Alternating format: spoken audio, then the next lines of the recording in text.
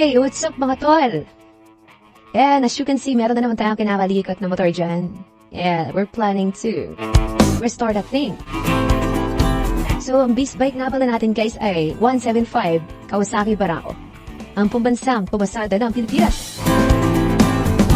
So, ayun, as you can see, may kinakalikot tayo sa part na harness dahil hinahanapan natin siya ng kuryente kung may nilalabas pa siya. Dahil itong motor na tayo sobrang tagal na stock. It's about almost 10 years yata. So, yan.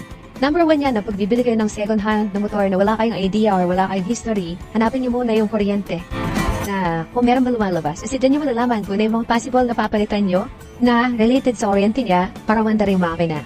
May possibility kasi sira yung CDI pag walang kuryente, yung stator, ignition coil, spark plug, ignition switch, regulator, etc.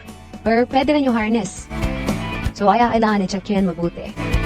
And this bike is hindi naman super ambitious dahil kung ano yung pwede natin recycle or may potential parts pa na pwede natin masalba, isasalba natin para magamit pa rin natin sa kanya. So, abangan nyo na lang guys kung ano yung magiging itsura ng motor, kung ano bang magandang genre or design para sa kanya. So, I think that's it.